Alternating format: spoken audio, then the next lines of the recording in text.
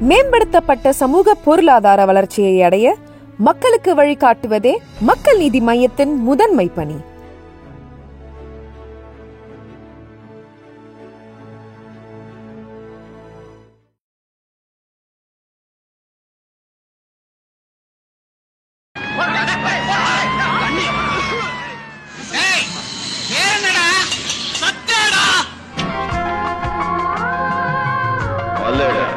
அண்ணாமலை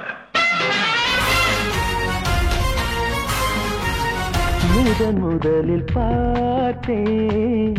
கடவுள் பாதி மிருகம் பாதி கலந்து செய்த கலவை நான்.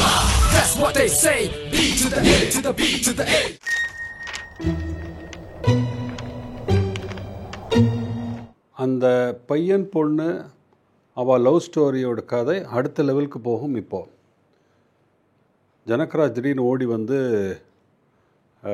அண்ணாமலைட்டு சொல்லுவார், உன்னோட பொண்ணு அசோக்கோட பையன் லவ் பண்ணுறான்னு. அப்படியே திரும்புவார். கட் பண்ண வண்டியில் ஃபுல் ஸ்பீடாக போய் காலேஜ் வாசலில் அந்த பொண்ணும் அவங்க நடந்து போயிட்டு ஒரு ஸ்கூட்டரில் போயிட்டுருப்பாங்க. வண்டி நிறுத்துவார். குவைட்டாக அந்த பொண்ணு வந்து பக்கத்தில் உட்காரும்.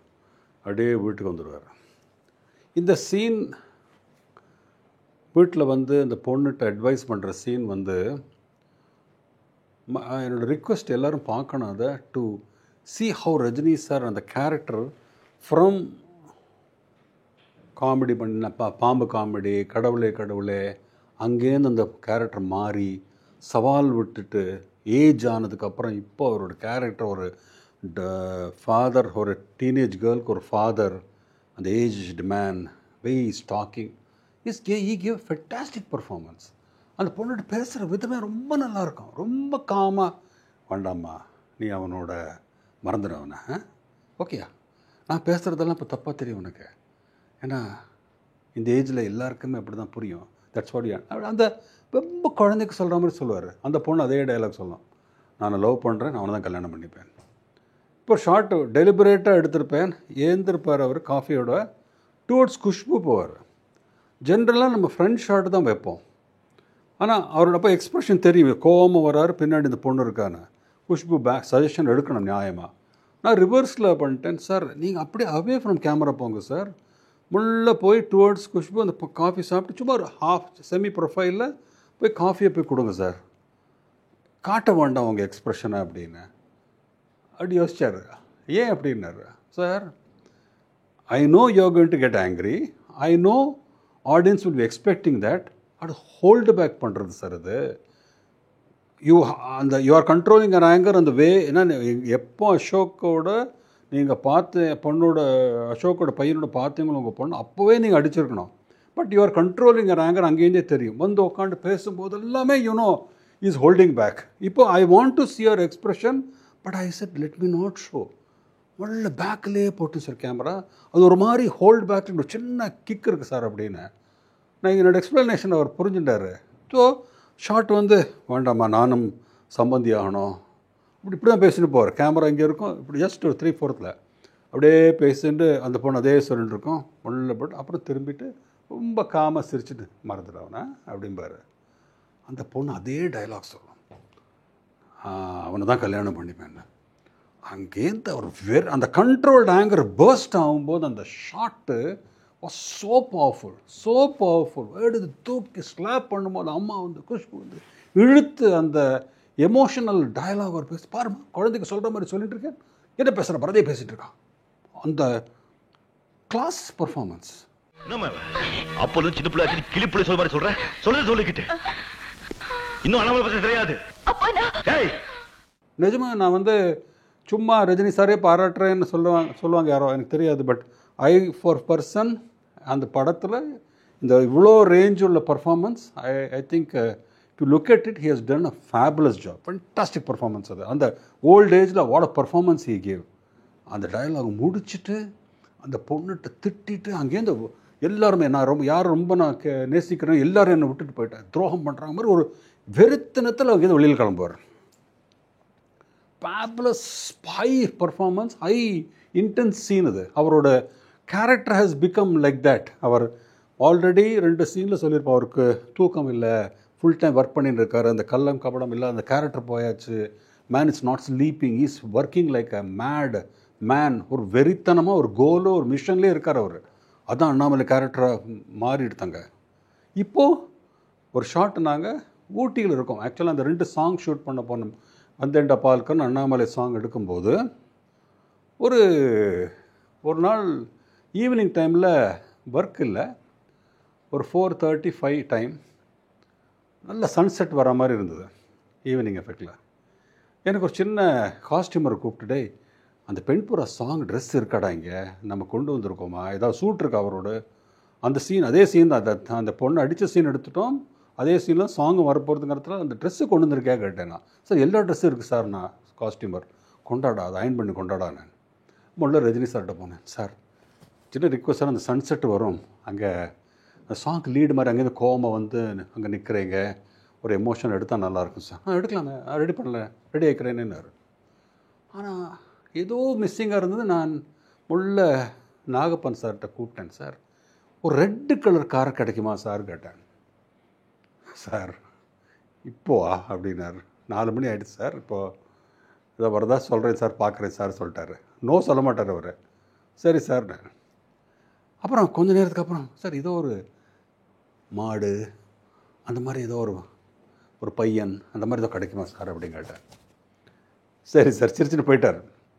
ஸோ நாங்கள் வேறு சாங்கோட எண்டெல்லாம் எடுத்துகிட்டு நான் கேமராமேன்ட்ட, சார் நல்ல ஒரு சன்செட்டு ஒரு க்ரெயின்லாம் போட்டு ரெடி பண்ணிங்க சார், சார் வருவாருங்க, ஒரு கார் கேட்டிருக்கேன் சார் வெயிட்டிங் அப்படின்னு. சடன்னாக பார்த்தா ஒரு ஷூட்டிங் பார்க்குறதுக்கு ஒரு கூட்டம் வருது. கரெக்டாக ரெட் கலர் காரில் வந்திருக்கார் ஒருத்தர். ஓடி போய் பிடிடா அவரை சொல்லி அவர்கிட்ட போய், சார் ஷார்ட்டுக்கு ரஜினி சார் நம்ம வண்டியை ஓகே, அவர் ஜாலியாக கொடுத்துட்டாரு, தேங்க்யூ. கரெக்டாக அந்த ரெட் கார் கிடச்சிது. ஸோ ஃபஸ்ட்டு ஷாட் ரெடி பண்ணிட்டு ரெட் காரில் அவர் வராரு, நடந்து நிற்கிறாருங்க. அந்த ரெட் கலர் காரு, அந்த சன்செட்டு, அவர் பேக் ஷாட்டு ஃபஸ்ட் ஃப்ரேம் கிடச்சிது. அடுத்த ஷாட்டுக்கு அந்த மாடு கேட்டிருந்தேன். கிளிங் கிளிங் கிளிங் பெல் சவுண்ட் கேட்டுது. திடீர்னு பார்த்தா கரெக்டாக ரோடில் ஒரு மாட்டுக்காரன் ஒரு 5-6 மாடோடு நடந்து போயிட்டு இருக்காங்க. பிடிங்க சார் அவரை சொல்லி இழுத்துன்னு வந்து அந்த ஷாட்டை எடுத்துட்டேன். அது அந்த ரீ ரெக்கார்டிங்கில் தான் அப்புறம் இந்த பாட்டு போட்டுது. பாடிண்டே போகிறான். அப்புறம் ரஜினி சார் அந்த ரிஃப்ளெக்ஷன் உங்கள் ஃபேஸ் வரும் சார், பார்த்துட்டு அந்த life what it was, what it has become, அந்த ஃபீலோட ஒரு ஸ்மைல் சார், அந்த சாங்க்கு கரெக்டாக இருக்கும் சார் அப்படின்னு. $1 million ஷாட், அந்த பர்ஃபார்மன்ஸ், அந்த ரிஃப்ளெக்ஷன் பார்த்து அப்படியே ஒரு என்னெல்லாம் மாய லாஸ்ட், தூக்கம் போச்சு, எல்லாமே போச்சு. அதில் அது அப்படியே பார்த்து ஒரு ஸ்மைல் கொடுப்பாரு.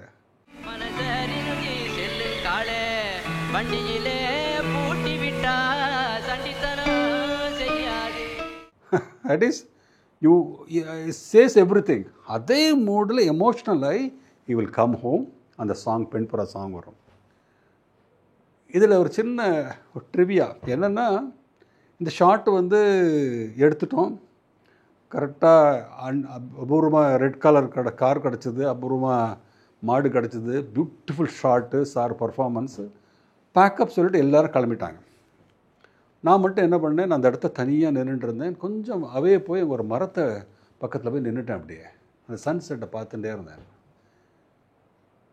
இங்கேயும் ஆல்மோஸ்ட் நான் ஒரு 45 days அந்த படம் முடிச்சிருந்தோம்னா, இது ஒரு ஆல்மோஸ்ட் எண்டில் இருக்கோம். நாங்கள் ஒரு 35-38 days continuous shooting, almost the fag end of the film வந்தாச்சு. அப்போது ஒரு சின்ன தாட்டு எனக்குள்ளே, ஒரு thought, how is this happening, how can this happen, எப்படி இதெல்லாம் நடக்கிறதுனே புரியலையே. 48 ஹவர்ஸ்குள்ளே ஒரு படத்துக்குள்ளே வரேன், தொடர்ந்து கண்டினியூஸாக ஷூட்டிங் நடந்துருது, ஒவ்வொரு சீனும் எடுத்துட்டோம். இப்போ எவ்வளோ பிரமாதமாக வந்திருக்கு, என்ன சீன்ஸு, என்ன சாங்ஸு, அது அப்படியே ஒரு மாதிரி எமோஷ்னல் ஆகிட்டேன் நான்.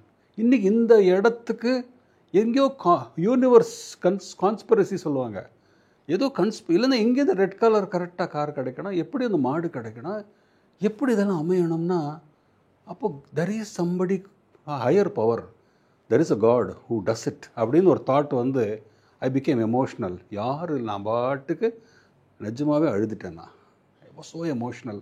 தேங்க்யூ காட், எவ்வளோலாம் எனக்கு நீ அமைச்சு கொடுத்துட்டேன், என்னெல்லாம் நீ டிட் திஸ் ஃபார் மீ. இந்த மாதிரி ஒரு பெரிய படம் இந்த மாதிரி ஒரு அமைப்பு, ஒரு ப்ரொடக்ஷன் ஹவுஸில் பாலச்சந்தர் சார் கம்பெனியில் எனக்கு என்னெல்லாம் பண்ணி கொடுத்துட்டேன் நீ கடவுளே. ஸோ ரொம்ப thank you sir. I was very emotional that டே.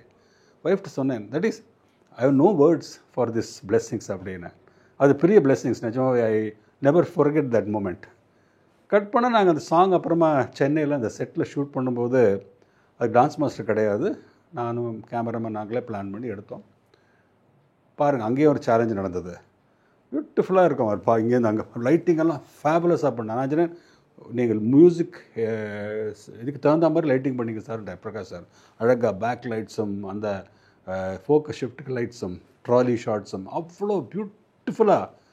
அது சடனாக 2 மாஸ்க்கு வேணும் கேட்டேன்னா, அந்த மாஸ்டர் அவர் தெரியுமே, ஆல்ரெடி இந்திரோடு சந்திரோடலே பண்ணியிருந்தோம். மாஸ்க்கு சொன்னோன்னு அழகாக இந்த இடத்துல ஒரு மாஸ்க்கு, இன்னொரு இடத்துல ஒரு மாஸ்க்கு டக்குன்னு பண்ணி கொடுத்துட்டார் பிரகாஷ் சார். அந்த மாஸ்கெல்லாம் போட்டு, தட் இஸ் இங்கே பெட்டில் தூக்கம் வரல, அங்கே அழகாக அந்த மாட்டு கொட்டாயில் படுத்து தூங்கினேன் நான். அதெல்லாம் கரெக்டாக ஒரு மாஸ்க் ஷாட் எடுத்து இன்றைக்கி ஒரு ஃபேஸில் அந்த கதவை திறந்து உள்ளே வரும்போது எல்லாத்தையும் மாஸ்க் போட்டு அந்த சாங் அழகாக எடுத்து பியூட்டிஃபுல்லாக வந்தது. ஐ was very happy the song. ஆனால் எடிட்டிங் ரூமில் போய் சிங் பண்ணும்போது ஃபஸ்ட்டு கட் பண்ணுங்கடா கணேஷ்குமார்கிட்ட சொல்லிட்டேன். போகிறேன் ஈவினிங்க்கு, என்ன சார் ப்ராப்ளம் ஆகிடுது சார். நான் என்னடா பாட்டு எடுத்துட்டோம், என்னடா ப்ராப்ளம் சார்? நான் சிங்க் ஆகிடுது சார். Nagra battery I think fresh battery போடலன்னு நினைக்கிறேன் சார், பழைய பேட்ரி போட்டாங்க, கொஞ்சம் சிங்க் இல்லை சார். என்னடா சொல்கிறேன், இப்போ எங்கடா ஷூட் பண்ணுறது? அதை பார்த்தா நிஜமாகவே அங்கங்கே 2 ஃப்ரேம், திடீர்னு பொறுத்த 2 ஃப்ரேம் மிஸ் ஆகுது. ஸோ என்னடா எவ்வளோ அழகாக எடுத்தோம்டா பாட்டை, சிங்க் இல்லைன்னா எப்படிடா, என்ன பண்ணன்னு தெரியல. அப்புறம் உள்ள இது நிறைய பேருக்கு அதனோட என்ன நடந்தது தெரியாது.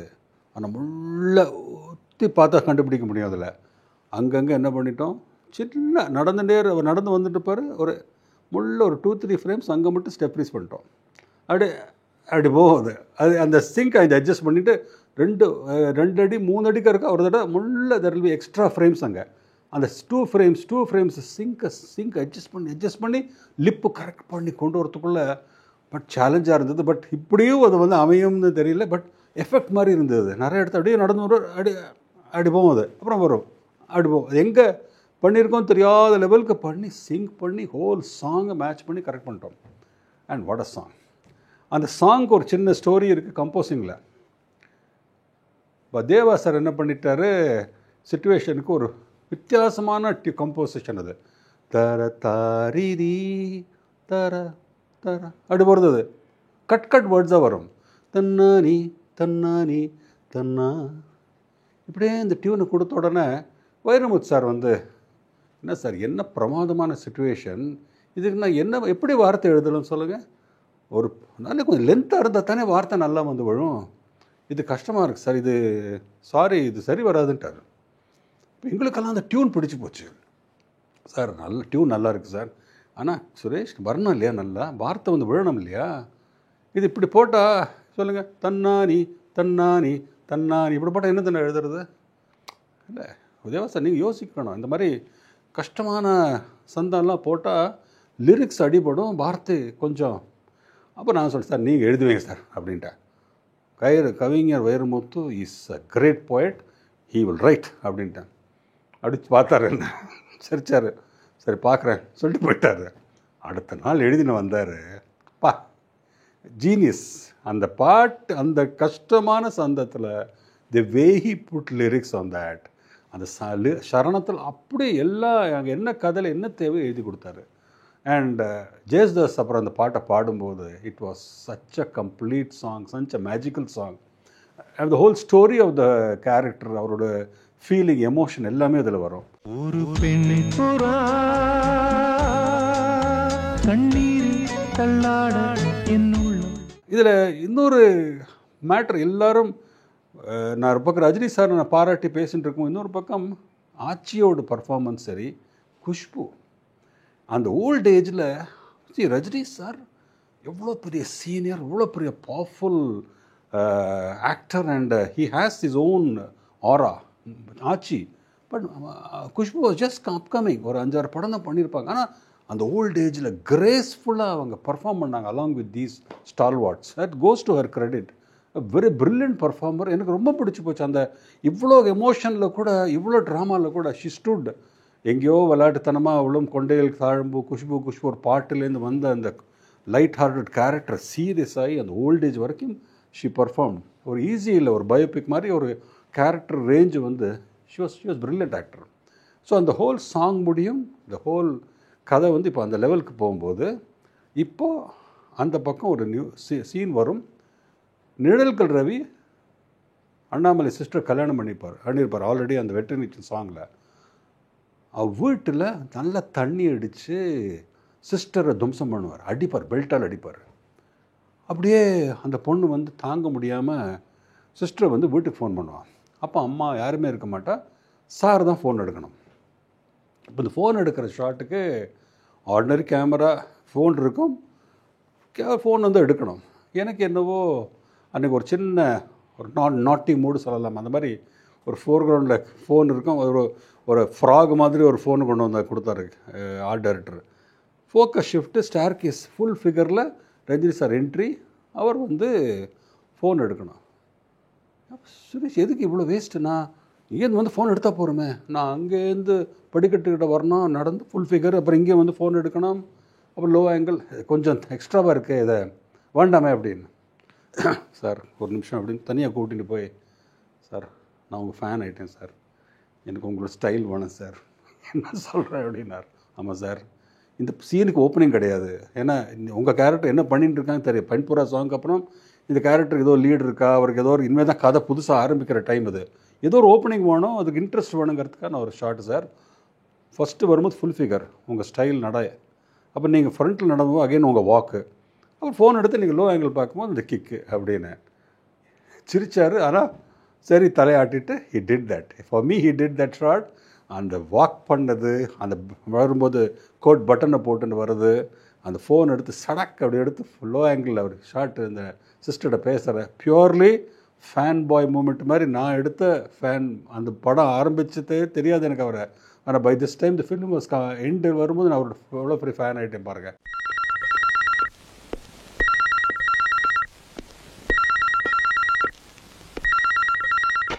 ஷார்ட் எடுத்து தங்கச்சி சொல்கிறது, அழுவாவை கட் பண்ணிவிடுவா, மூஞ்சி மாறும், நெக்ஸ்ட்டு கதவை திறக்கும், அங்கே வந்துடுவார். வந்து சிஸ்டர்கிட்ட பேசுகிற என்ன ஆச்சு சொல்லும், இந்த வேலைக்காரி சொல்லிவிடுவா, டெய்லி அடிக்கிறான் சார் மாப்பிள்ளை சொன்ன உடனே அங்கேருந்து நல்ல டைலாக்ஸ் இருக்கும், ஷார்ப்பாக 2 டைலாக்ஸ் சொல்லிவிட்டு he will go to நிழல்கள் வேறு ஹோட்டலில் இருப்பார். இப்போ ராஜு மாஸ்டர்கிட்ட சொல்லி, சார் இது ஒன்லி அடி சார், ஒரு சான்ஸே கொடுக்க ரவிக்கு, பட்டா அடிக்கணும். அந்த ஷார்ட் என்ன எடுத்தார், ஸ்டெடிக்காம வச்சுட்டு கிக் பஞ்சு அடிச்சுட்டே இருப்பார், தடாக் தடாக் தடாக் தடாக். அந்த ஃபுல் ஆங்கர் எமோஷன் அடித்து கீழே போய் ஸ்விம்மிங் பூல் கிட்ட வந்து கன் எடுத்து டமால் டமால் டமால் டமால் சுட்டுட்டு ஆல்மோஸ்ட் தலையில் வச்சதுக்கப்புறம் சொல்லுவார், மவனே சிஸ்டர் கையில் வச்ச நடக்கிறதே வேறு, வான் பண்ணிட்டு போயிடுவார். The whole thing became very powerful scene. இங்கேருந்து கட் பண்ணால் இப்போது அங்கே ஜனகராஜ் வந்து சொல்லுவார், அந்த ஆக்ஷன் பண்ணின 12 கோடி இதில் அந்த house of Sarath Babu is coming for sale. அப்போ ஜனகராஜ் வந்து கேட்பார், அண்ணாமலை சேலுக்கு வருது அந்த வீடு, என்ன பண்ணலாம்னு சொல்கிறேன். அப்படி லுக்கு கொடுத்து ஓகே சொல்லுவார். அவன் ஜனகராஜ் ஹாப்பி ஆகிடுவான், நம்ம இப்போ க்ளோஸ் பண்ண போகிறோம் அவரை. அங்கே கட் பண்ணால் ராதாரவி அகேன் என்ன பர்ஃபார்ம் பண்ணியிருப்பார், அசோக் போச்சுரா, எல்லாம் போச்சு, நம்ம வீடு நம்ம இது ஸ்டாக்கோ எல்லாத்தையுமே இப்போது அண்ணாமலை வாங்க போகிறான், நம்ம ஜெயிச்சுட்டா நம்ம வி ஆர் லாஸ்ட் அப்படி சொல்லும்போது அவன் வருவான், அசோக் இது நான் தோக்கலப்பா, நீ தான் தோத்த, you have been the man always wanted see is downfall சொல்லி அவனும் சொல்லுவான். இந்த சீன் நடக்கும்போது கரெக்டாக அடுத்த ஷாட்டு அந்த ப்ராப்பர்ட்டி கைக்கு வந்துடும். அந்த ப்ராப்பர்ட்டி கைக்கு வந்து சொல்ல சீன் தான் ஹைலைட். வெரி ஜனகராஜன் சொல்லுவார், அண்ணாமலை ஜெயிச்சிட்டோம், அந்த ப்ராப்பர்ட்டியை வாங்கிட்டோம், அவரோட எல்லாமே இப்போ நம்ம கையில் சொல்லி இதா அப்படின்னு அந்த டாக்குமெண்ட்டை காட்டுவார். டெலிபரேட்டாக நான் அவரை ரஜினி சாரை ஃபுல் லோ ஆங்கிளில் அந்த படிக்கட்டு மேலே நின்றுட்டுருப்பார், கீழே அம்மா குஷ்பு அண்ட் ஜனகராஜ் இருப்பார். என்ன பண்ண போகிறார் இப்போது, he has one the battle, he has one the mission. அந்த நடந்து கீழே இங்கே எடிட்டர்ஸ் எல்லாம் பிரமாதமாக ஷார்ட், ஒரு படிக்கட்டுக்கும் ஒரு ஷாட்டு அந்த இப்போ வெத்து பேப்பரை சைன் வாங்கினது, அவன் ஸ்லாப் பண்ணினது, வீடு இடித்தது, சவால் விடுறது எல்லாம் டா அம்மா அழுதது ஒருவனா வரும். அந்த கீழே வர வர வர வர அம்மாவை பார்ப்பார், குஷ்புவை பார்ப்பார், ஜனகராஜை பார்ப்பார், என்னடா பண்ண போகிறாரு தெரியாது, கையில் டாக்குமெண்ட் வாங்குவார், எடுத்துன்னு போகிற மாதிரி ஒரு பில்டப்பு, நேராக டுவர்ட்ஸ் கேமரா வருவார், ஸ்டாப் பண்ணுவார், அம்மா விடுவார், இந்த பத்திரத்தை போய் அசோக்கு கொடுத்துருப்பார். அப்படியே அம்மா அம்மா ஷி ஆல்வேஸ் லவ்ஸ் அசோக்.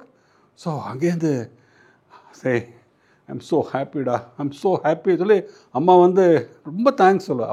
அப்போது நல்ல ஒரு டயலாக் சொல்லுவாருங்க, கெட்டு போனவ வாழலாம், ஆனால் நல்லா வாழ்ந்தவன் கெட்டு போகக்கூடாது. அங்கேருந்து அவர் கிளம்பி போக சொல்லுவார் அம்மாவை. அப்போ ஜனகராஜ் என்னடா இவ்வளோ தூரம் நம்ம உழைச்சி இந்த 18 வருஷம் இதுக்காகதான்டா என்னடா கேட்பார், ஒன்றுமே சொல்ல மாட்டேன், திரும்பி போவார். அப்போ குஷ்பு கேட்பேன், எனக்கு உங்களுக்கு புரிஞ்சிக்கவே முடியலன்னு, என்னாலே என்னை புரிஞ்சிக்க முடியல சொல்லிட்டு போயிடுவார். இந்த ஹோல் சீன் அந்த பர்பஸ், அந்த எட் கிளைமேக்ஸ் உச்சிக்கு the character has done the impossible. 18 வருஷத்தில் he has did it. Cut பண்ணால் நெக்ஸ்ட்டு அம்மா அவங்க வீட்டுக்கு வரும்போது அசோக் ராதாரவியில் என்ன பெர்ஃபார்ம் பண்ணார், அந்த அவர் ரிடம்ஷன் அவர் ஃபீல் பண்ணி அம்மாட்ட அழுது சாரி சொல்கிறதும் காலில் விடுறேன்னு சொல்கிறதும் நல்ல ஒரு பாண்டிங் சீனாக முடித்து டாக்குமெண்ட் திருப்பி கொடுப்பாரு. இப்போ கட் பண்ணால் நம்ம கிளைமேக்ஸு ஆக்ஷன் வரணும்.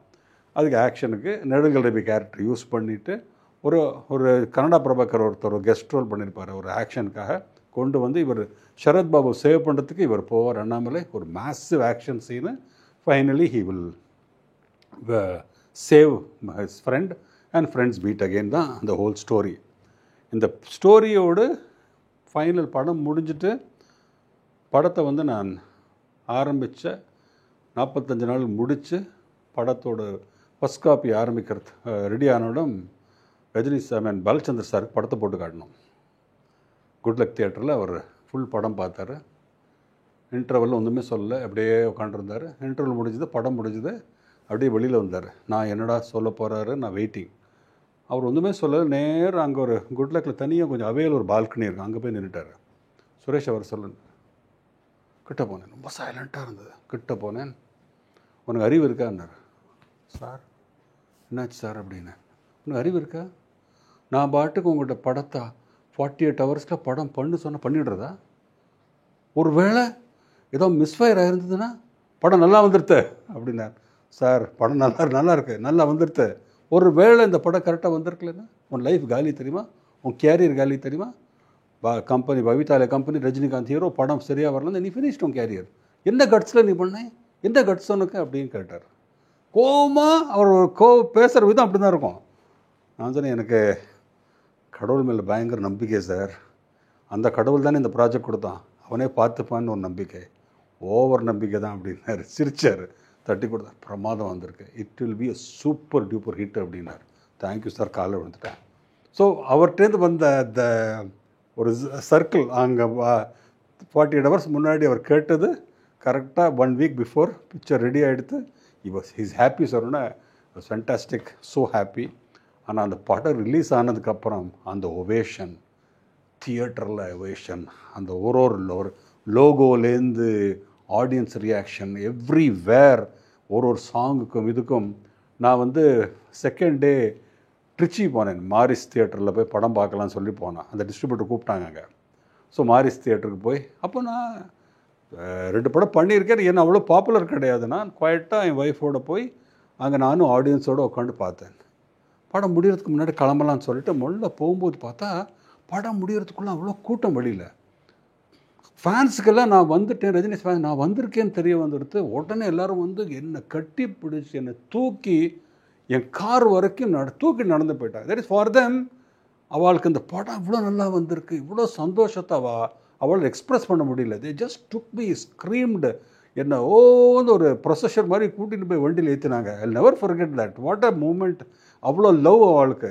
அண்ட் வீட்டுக்கு அப்புறம் வந்தாங்க, படம் ஒரு 100 days ஆனதும் பெரிய மாலையெல்லாம் கொண்டு என்னை பெருசாக கொண்டாடினாங்க என் வீட்டில். அண்ட் இன்றைக்கும் ஒரு 33 years அந்த படத்துக்கு ஆறுது. இந்த ஜூன் 27th வரும். இப்போ கூட வந்துடுவாங்க அவங்க என்னோடய ஆஃபீஸில் என் வீட்டில் என்னை பார்த்து. தட் இஸ் அவளுக்கு எவர்கிரீன் ஃபிலிம்ஸ். அவளுக்கு அண்ணாமலை, வீரா, பாஷா, பாபா தட்ஸ் ஆல். ரஜினி சாரோட பெஸ்ட் ஃபிலிம் சார். எங்களுக்கு உங்களை மறக்கவே மாட்டோம் சார். எங்கள் ரஜினி சார் அப்படி காட்டினீங்க சொல்லி அப்படி பாராட்டுவாங்க. அவ்வளோ லவ் அப்படி எக்ஸ்பிரஸ் பண்ணுவாங்க. Thank you fans, thank you for everything, all the love you have ஷவர்டு.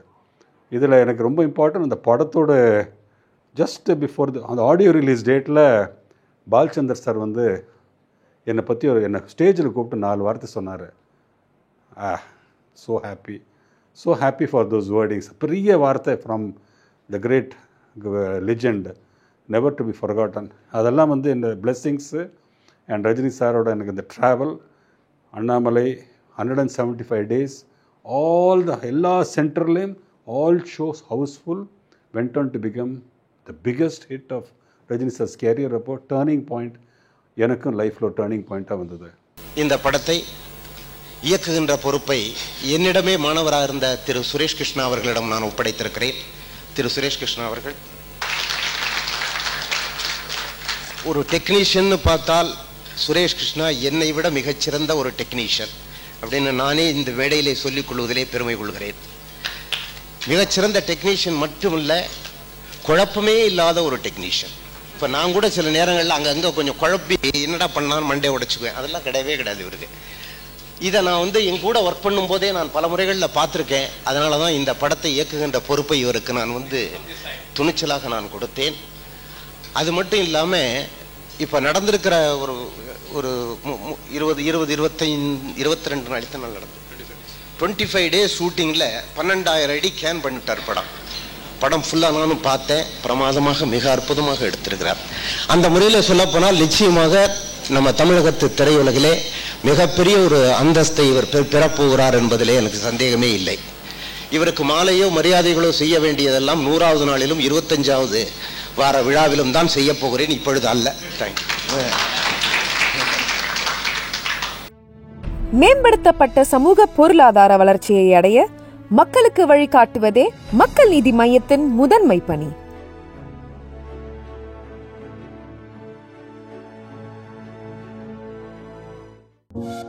பரபரப்பான சினிமா செய்திகள், நட்சத்திரங்களின் பேட்டிகள், சினிமா வரலாறு ஆகியவற்றை பார்க்கவும் படிக்கவும் உங்களுக்கான இணையதளம் tourantalkies.co.